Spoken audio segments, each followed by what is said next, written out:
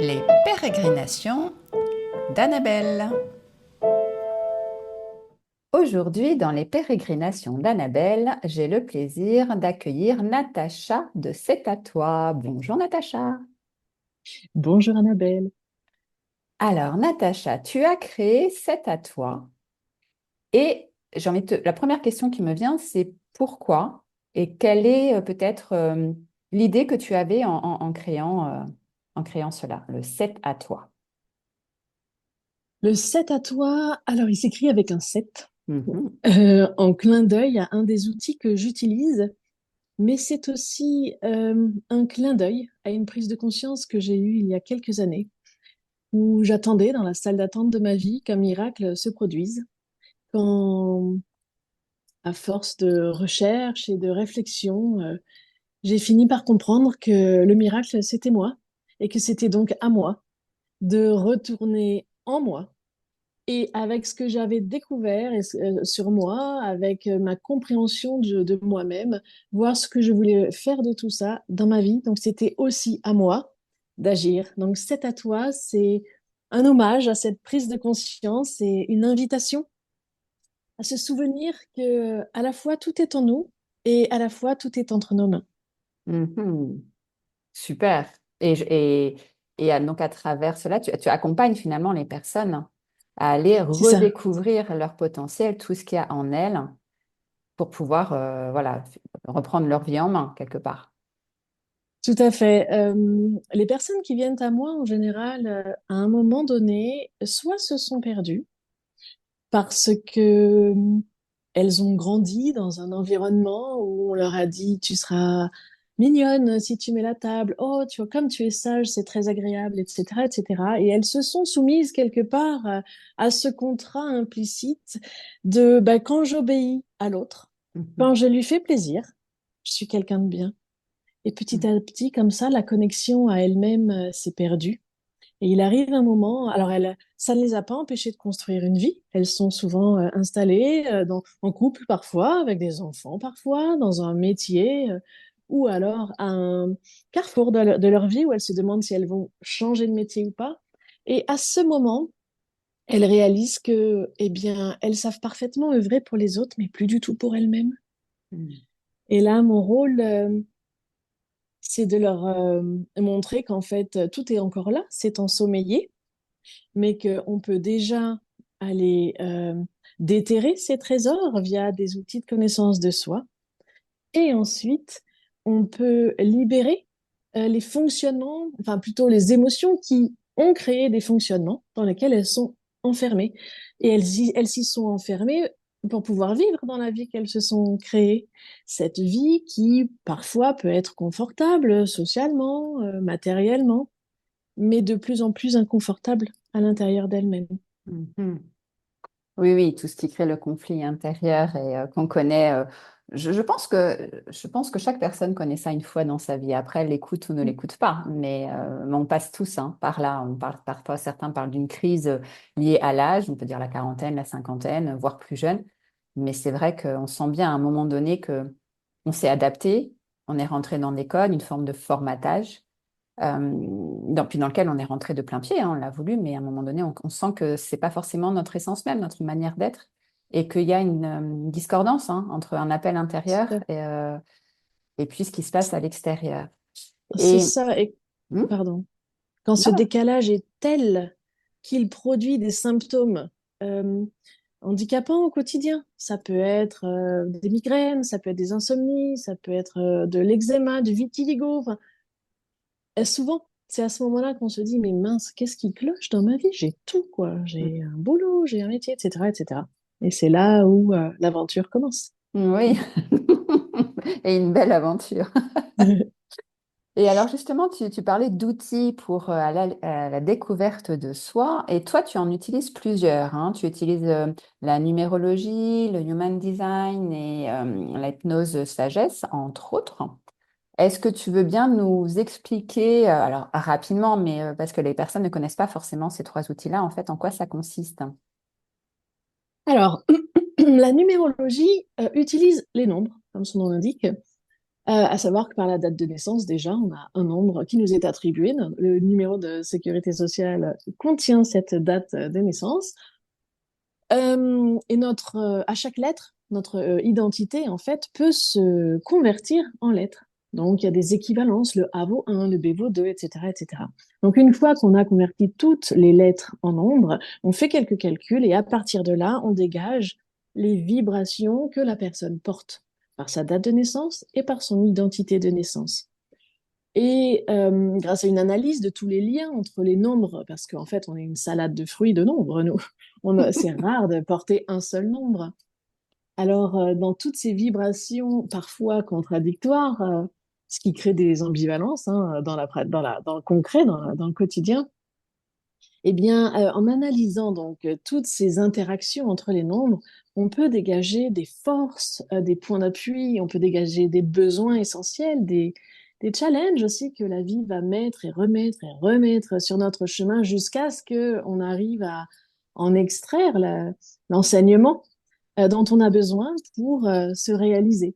Donc voilà, ça c'est la partie numérologie que je nuance à la fois avec le design humain, qui lui-même est une synthèse de 5 outils, parce que dans le design humain, on utilise donc les chakras, on utilise l'arbre de la Kabbale, le I Ching chinois, la physique quantique et l'astrologie.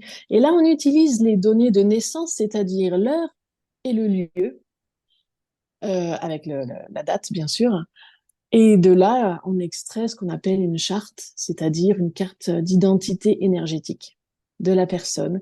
Et moi, je m'en sers, on peut aller aussi très très loin dans l'analyse, ce n'est pas ce que je fais, moi je l'utilise vraiment pour nuancer tout ce que j'ai pu analyser et voir en numérologie, parce que le design humain nous parle de comment utiliser aussi au mieux notre énergie. Donc je trouve que c'est un apport très enrichissant une fois que l'on sait qu'on porte telle ou telle vibration, plutôt dans l'action ou plutôt dans prendre son temps, réfléchir, etc. Comment prendre des décisions alignées pour nous, comment faire un choix, comment se mettre en action, est-ce que c'est nous qu'allons initier ou non? Ça, le design humain nous explique, il nous donne des pistes très, très intéressantes. Et en dernier lieu, la date de naissance, j'aime aussi l'explorer via le tarot de Marseille. Mhm. Pas du tout pour prédire l'avenir, ce n'est absolument pas mon travail, mais parce que en numérologie, le 5 a une certaine vibration qui ne sera pas la même dans le tarot. Et je trouve que ça apporte encore un petit plus à cette analyse donc des énergies que chacun porte. Hmm. Une fois qu'on a engagé ce travail de connaissance de soi avec le conscient, avec notre mental, puisqu'on parle de compréhension, de redécouverte, eh bien, il arrive très souvent, voire quasiment tout le temps, qu'au moment de la mise en place de toutes les pistes dont on peut parler en séance, eh bien, ça freine, ça bloque. J'aimerais bien faire comme si, mais j'y arrive pas, je suis terrorisée, ou une raison nous empêche d'agir comme on aimerait agir à ce jour. Et c'est là où l'hypnose sagesse, donc qui est une cousine de l'hypnose ericksonienne, à la différence que nous ne faisons pas d'anamnèse au départ, on ne va pas chercher le pourquoi du comment. On s'intéresse aux symptômes pour savoir de quoi il s'agit, mais surtout aux racines des symptômes. Quelle émotion enquistée en soi ou quelles émotions enquistées en la personne crée les symptômes qu'elle vit au quotidien. Donc ça pourrait être des phobies, ça pourrait être, tout à l'heure je parlais de vitiligo, mais il en existe plein, des insomnies, enfin bref, il en existe plein. Et avec l'hypnose sagesse, donc, on va libérer les freins parce que on s'adresse à l'inconscient. Hmm. Et le travail de l'inconscient, c'est de nous maintenir en vie. C'est pas notre bonheur. Donc, quand nous, une fois qu'on a cheminé sur notre chemin, on décide enfin, on se rend bien compte plutôt que notre bonheur, c'est vers la gauche, par exemple. Mais qu'il y a 15 ans, à gauche, c'était très dangereux, l'inconscient nous laissera jamais aller à gauche. Alors, grâce à des histoires, parce qu'une séance d'hypnose, c'est 10 histoires qu'on écoute sans aucune visualisation. On écoute tout simplement des histoires où il se passe des choses qui apparemment n'ont aucun rapport avec notre vie. Et pourtant, dans ces histoires, on cache des messages à l'attention de l'inconscient pour qu'ils puissent faire des mises à jour, pour qu'ils puissent réaliser que nous ne sommes plus la même personne d'il y a 15 ans et que peut-être, pour notre bien actuel, il serait bon de libérer l'émotion qui nous empêche d'aller de l'avant. Mm. Voilà. D'accord, ouais. C'est ça qui est étonnant avec l'hypnose, c'est que bah, forcément, comme on l'écoute avec notre esprit conscient, enfin avec notre conscient. Oui, Et parfois, oui, on peut se dire, bah, je comprends pas l'histoire ou ça me concerne pas forcément. Et même dans les termes employés, ça peut être assez étonnant, mais parce qu'en fait, ça s'adresse pas justement au conscient, ça s'adresse à l'inconscient, qui a son propre langage, en fait. Et c'est vrai que ça tout à peut, fait. voilà, c'est assez étonnant, mais ça fonctionne bien, hein, puisque de toute façon, voilà, ça a fait ses preuves, hein, déjà.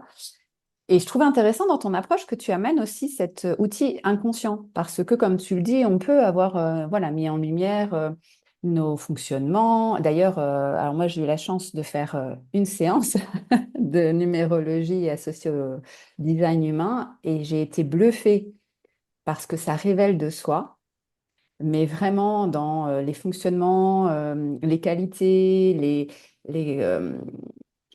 même peut-être les freins en fait, et puis et les différents pans de ma personnalité en fait, c'était assez impressionnant. Moi, ce qui m'a scotché, c'est qu'en fait, on ne se connaît pas. Et quand tu as fait mon profil, je me suis dit, waouh, mais elle me connaît mieux que moi. Oui, les nombres mentent jamais, j'allais dire Ouais. rarement, mais jamais en réalité. Et c'est vrai que parce que moi, je suis quand même, j'ai quand même un esprit assez cartésien hein, à la base, même si je suis très ouverte à des approches justement différentes, puisque j'ai cette curiosité et ce besoin aussi parfois de comprendre. Et là, il y a quelque chose pour moi qui est presque un peu magique de me dire, OK, mais alors dans ma date de naissance, en fait, je porte, enfin, de par ma date de naissance, mon lieu de naissance et l'heure à laquelle je suis née, en fait, ça dégage quand même des traits de fonctionnement, de personnalité. Et je trouve que ouais, c'est ça, c'est le côté presque un peu magique parce que pour moi, en tout cas, qui n'ai pas fait de numérologie, est un peu incompréhensible parce que je ne connais pas. Mais finalement, ça se vérifie, c'est-à-dire que je n'avais même pas envie d'aller chercher la preuve peut-être scientifique, c'est que ce que tu as pu me dire sur moi, c'était tellement moi que je ne peux pas remettre en question en fait ça. Et je me Oui, je dis le que, comprends, ouais, Ouais, mais vas-y. c'est questionnant hein, pour un esprit qui peut être assez rationnel de dire, attends, c'est étonnant. Ah Et oui, pourtant, je crois je que le ça remonte comprends, oui. à, il me semble que ça remonte un peu à Pythagore hein, quand même, ces histoires de nombres et de numérologie, si je me souviens bien. Tout à fait, tout à Hmm, fait. Alors, il y a même certains disent que ça remonte à l'Antiquité. Et à hmm, l'époque, ils servaient des nombres pour prédire l'avenir ou alors interpréter les rêves. hmm, Dans l'Égypte ancienne aussi, on utilisait les nombres pour comprendre les cycles de la nature. Et déjà à l'époque, pardon, l'idée que chaque nombre portait une vibration émergeait. Par exemple, le 7, le nombre de la spiritualité et de la perfection, c'est quelque chose que l'on retrouve dans toutes les religions, quelque part. Hein. 7 jours, le septième jour, hmm, c'est quelque chose qui est là très ancré, mais de façon implicite, on n'en parle pas. Et on n'en parle pas d'autant plus en France, j'ai envie de dire, parce que ce ne sont pas des outils reconnus, hmm, puisque pas cartésiens, hmm, effectivement, et pourtant, enfin, à chaque séance, on me dit la même chose, mais c'est bluffant, et je l'ai moi-même vécu. C'est-à-dire, avant de connaître la numérologie, par définition, je ne la connaissais pas. Et lorsque j'ai lu mon thème, ou lorsque on a lu ma charte de design humain, je me suis demandé où était la caméra, qui me suivait depuis des mois et des mois. Parce que c'était, et oui, bluffant, il n'y a pas d'autre mot en fait. C'était criant de vérité et ça m'a permis même de poser des mots sur des choses pour lesquelles jusque-là je n'en avais pas. Et ça a été très libérateur. Ça m'a aussi permis de me dire, ah mais c'est normal alors. C'est normal mon fonctionnement. C'est pas moi qui j'ai pas un problème. Mon problème c'est que je ne m'accepte pas finalement. C'est pas que je fonctionne comme ci ou comme ça. Ouais. Et donc, oui, Pythagore pensait lui aussi que les nombres nous permettraient de comprendre le monde. hmm, Je suis assez d'accord. Je hmm. le pratique au quotidien. La numérologie, c'est aussi des années personnelles, des jours personnels. À chaque fois, je suis bluffée par la justesse, parce que je regarde rarement en amont dans quel jour personnel je suis. Par contre, en fin de journée, je me dis, oh là là, j'ai été sensible aujourd'hui, ça m'est arrivé il y a quelques jours. C'est pour ça que je pense à cet exemple. Je regarde, j'étais en jour personnel 2. Bah oui, un jour personnel 2, on est beaucoup plus sensible. J'étais à fleur de peau, j'aurais pu pleurer. Bon, très facilement, et il a fallu que je me maîtrise parce qu'il y avait un public devant moi, je pouvais pas me permettre, j'étais en co-régulation, donc bon, c'était pas le lieu, mais je me suis demandé ce qui s'était passé pour moi ce jour-là. Eh bien voilà, les énergies du jour étaient beaucoup plus sensibles et j'étais beaucoup plus perméable et poreuse à tout ce qui se passait dans mon environnement. Et ça m'aide au quotidien. Ça m'aide. J'arrête de me dire, mais je suis trop sensible, c'est pas possible, je suis pas adaptée à ce monde, etc. Non, je me dis, ah oui, j'étais en genre personnel 2, d'accord. Bah, demain, le 3 arrive avec sa joie, sa spontanéité, son envie de partage. Et j'ai intégré que l'énergie passe, nous Mm. traverse. Et de façon cyclique, hein, puisqu'en numérologie, c'est un cycle de 9 nombres, eh bien, voilà, nous allons vivre un processus de 9 jours et en recommencer un, etc., etc. Ça m'a beaucoup aidé, ça aussi. Ça m'a Mm. beaucoup déculpabilisé. J'étais comme beaucoup de femmes à penser que le problème venait de moi, que j'étais pas assez ci ou trop ça. Et avec la numérologie et le design humain, je me suis enfin acceptée et waouh, quelle charge mentale en moins. Oui. Oui, oui, je te rejoins tout à fait. Moi, ça a fait la même chose aussi quand tu as fait mon thème, c'est qu'en fait, ça a éclairé un fonctionnement et quelque part, ça a autorisé ou validé en me disant, mais non, mais je suis pas... parce que je trouve qu'on a cette idée de vouloir rentrer dans un moule commun parce que voilà, il faut faire les choses d'une certaine manière, il faut réagir de cette manière, sinon c'est pas bien vu. Mm, Et du coup, dès qu'on est dans la différence de ce qui serait de l'ordre de l'acceptable, bah, on peut culpabiliser ou ne pas se sentir comme tout le monde. Et là, je trouve que cette lecture, ça vient valider nos fonctionnements tout à fait singuliers et nous autoriser à être, puisque finalement, c'est ce qui fait notre richesse. Et c'est la richesse aussi qu'on peut offrir au monde, c'est d'être tel qu'on est, chacun en amenant en fait sa valeur ajoutée et non pas comme des moutons tous semblables, mais avec cette complémentarité. Et je sais que chez moi, c'est vraiment venu autoriser. Oui, bah voilà, c'est intrinsèque, je suis comme ça, j'ai un fonctionnement, si on reprend par exemple, le fait où je vais aller butiner à droite à gauche, il y a plein de choses qui m'intéressent, je vais partir tous azimuts. Je vais pas forcément me spécialiser dans quelque chose, mais parce que c'est pas moi en fait. Et j'ai plus d'intérêt à aller comme ça piocher à droite à gauche et après à offrir tout ce que j'ai pu glaner comme connaissance plutôt que de me spécialiser dans un domaine qui me conviendra pas et qui ferait que intrinsèquement je serais malheureuse. Mais comme c'est pas totalement. forcément bien vu de partir un peu tous azimuts, j'ai eu parfois tendance à me dire, oh là là, ça va pas. Il faut que j'arrête là de m'éparpiller, parce que voilà, on peut parler d'éparpillement, de me dire, tu as toujours 36 000 projets, tu pars dans tous les sens. Mais finalement, et ça, c'est ce que tu m'as montré, en me disant, mais oui, mais quand tu fais ça, justement, tu nourris ces parts de toi qui ont besoin de ça. Et c'est vrai que c'est là où moi, je me sens bien et je me sens alignée avec moi et je me sens au bon endroit. C'est-à-dire que je fais ce pourquoi je suis faite. Et dans ces cas-là, je trouve qu'il y a même ça va même jusqu'à l'amour de soi, l'acceptation de soi, mais l'amour de soi en se disant, waouh, mais j'aime bien là ce que je fais en fait. Et du coup, j'aime bien comment je suis quand je fais ça. Et tu vois, je trouve qu'en dehors même du fonctionnement, ça va même plus loin dans l'acceptation. Moi, c'est ça que je trouve super beau, c'est se découvrir, s'accepter et du coup s'aimer, s'apprécier en fait, tel que l'on est. Donc ça a une répercussion qui pour moi est super forte, hein, ce que tu proposes. Oui, parce que jusque-là, on est dans comment se modeler. Finalement, on reste à l'intérieur de cette case et donc on va travailler pour être moins ci, plus ça. Et avec cette image, parce qu'en plus, moi, je projette, hein, je partage mon écran et donc tu vois les couleurs. À chaque nombre est Oui. associé une couleur et on voit bien qu'on ne peut pas être qu'une chose. On est une multitude de choses et plus on va se donner l'autorisation d'être toutes ces facettes de nous-mêmes, de, plus on va nourrir tous ces aspects-là, plus nous, on se sentira bien, mais plus on fera du bien à tous ceux qui viendront à nous, Mm. finalement. Parce que c'est une histoire de lumière intérieure, mais à un moment, elle rayonne, cette lumière.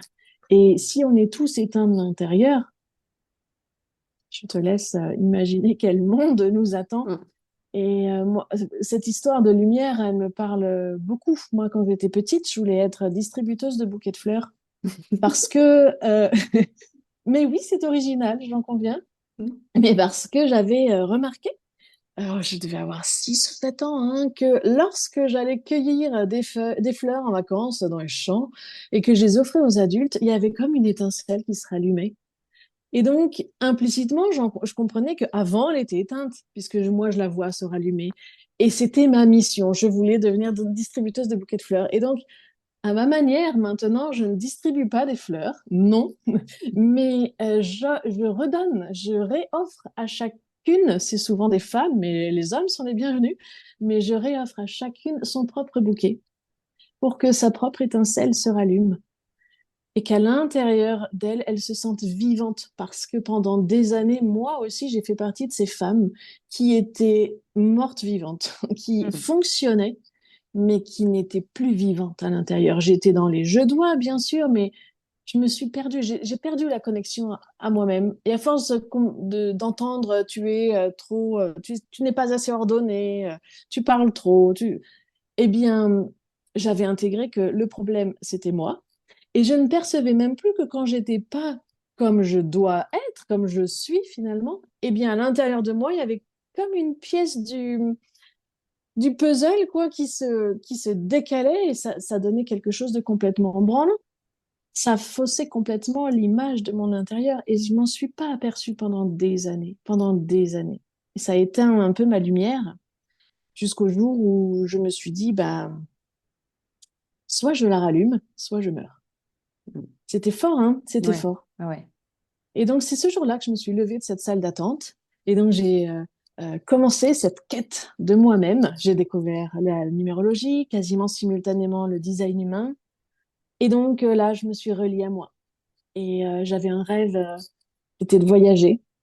Et un jour, j'ai réalisé que j'avais emmené mon mari dans ma prison intérieure parce qu'on ne faisait pas ces voyages à cause de phobies qui m'empêchaient de les faire.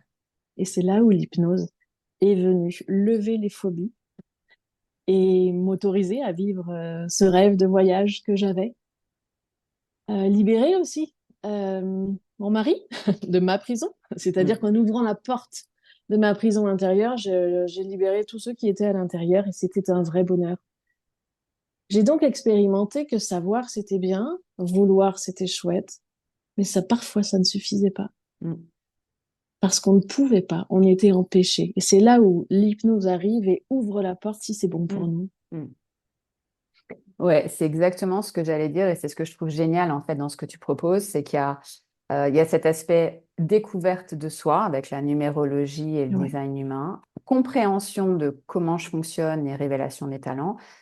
Mais après, c'est OK, mais j'ai des peurs en fait. Et comment je fais là dans ma vie actuelle pour, alors c'est pas forcément tout remettre en question, mais pour pouvoir être plus aligné avec moi. Et puis comme tu le dis, il y a des fonctionnements qu'on a mis en place de manière inconsciente pour se protéger parce que voilà, on a pu connaître, en tout cas notre inconscient a repéré comme étant un danger étant petit quand on a fait quelque chose et puis que la réaction des personnes en face n'a pas été celle qu'on attendait.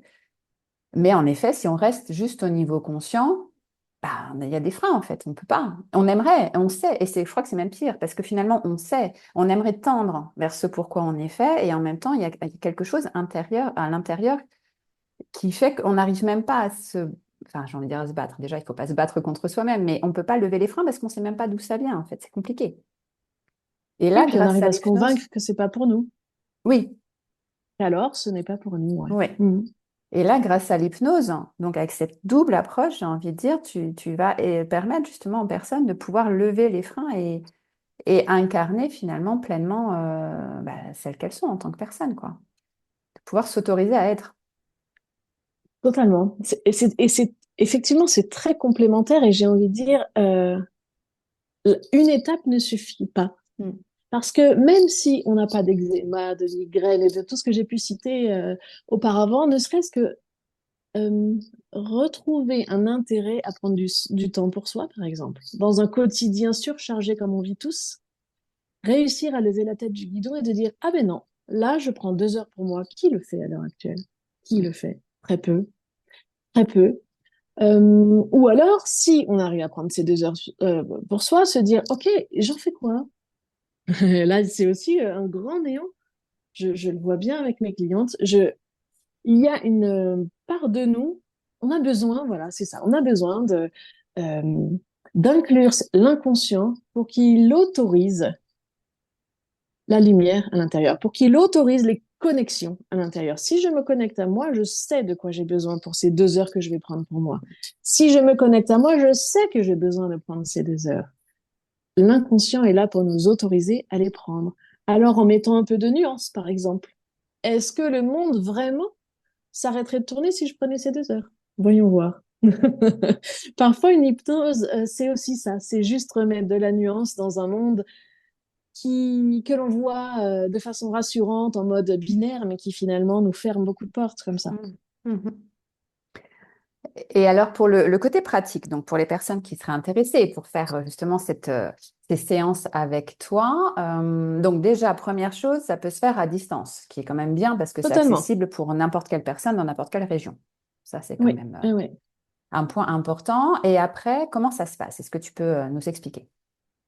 Alors pour le moment, j'ai un compte Instagram, Mm. 7 avec le chiffre 7, point à toi. Mhm.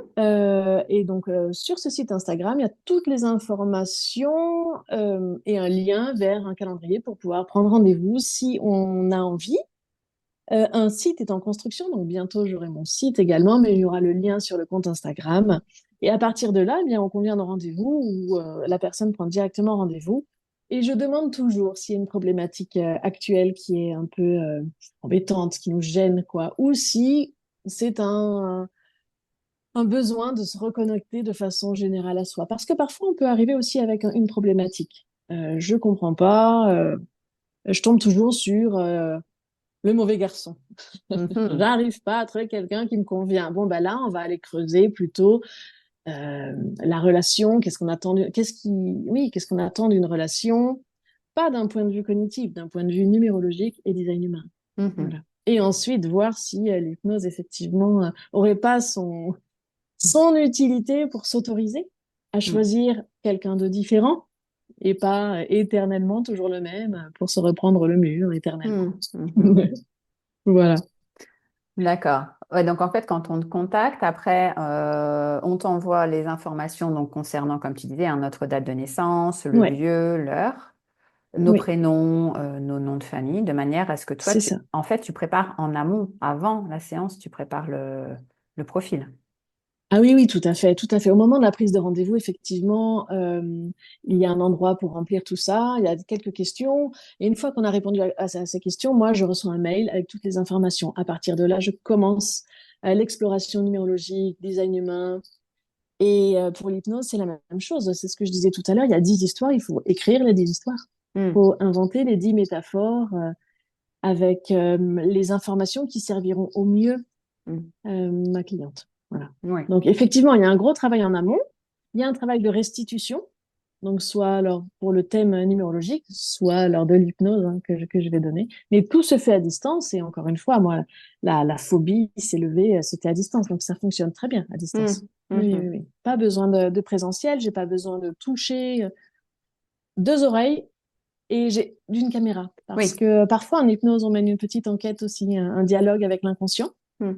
pour savoir d'où provient le gros problème de santé. Souvent, hein, ça concerne les problèmes de santé. Et donc, moi, j'ai besoin de voir la gorge de ma cliente parce que le signal se fait via la déglutition. Donc, j'ai juste besoin d'une caméra. Mais sinon, une caméra, deux oreilles et tout va bien.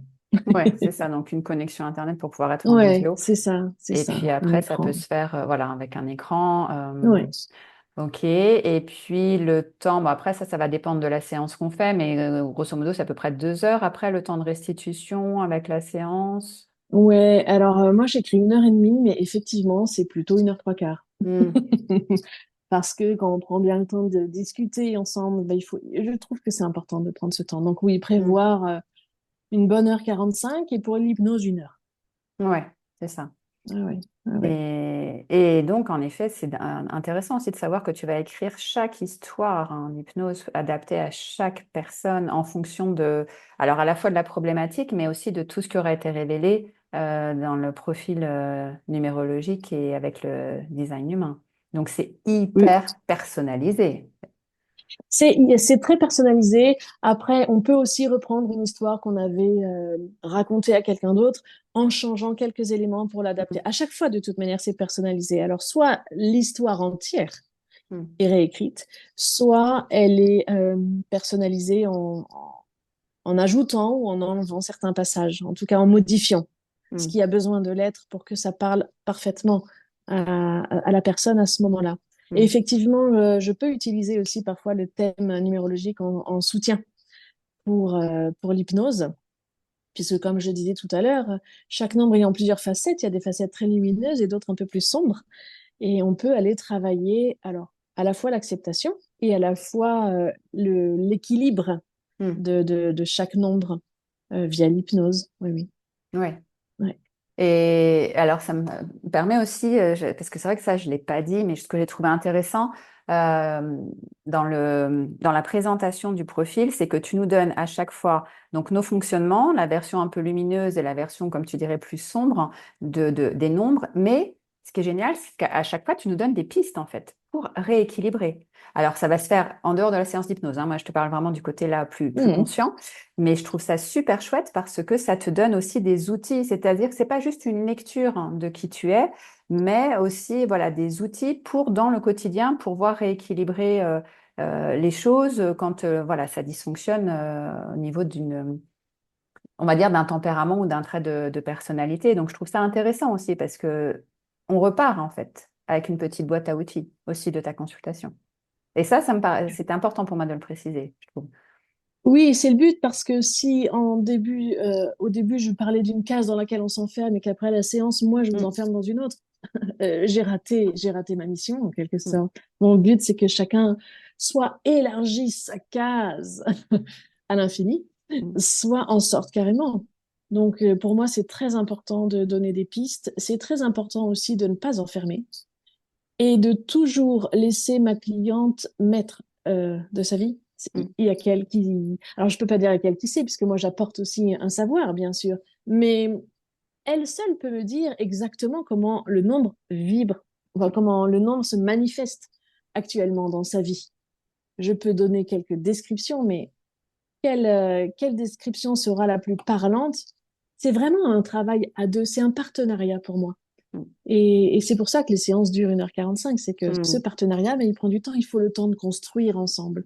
Et ça, c'est très important. On est dans une équipe au service de ma cliente. Voilà. Super. Bah, écoute, je te remercie beaucoup, Natacha, pour cette interview. Je mettrai dans la barre de description hein, ton Instagram, voilà, les informations pour que les personnes puissent te contacter. Et un immense merci pour cet échange très enrichissant. Un grand merci à toi, Annabelle. Vraiment, c'était un honneur pour moi. C'est mon premier podcast. Alors, j'en suis vraiment très, très, très reconnaissante. Merci beaucoup de nous aider à porter notre voix. Hmm. Eh bien, écoute, je t'en prie, c'est avec plaisir. Au revoir, Natacha. Au revoir, Annabelle. Au revoir.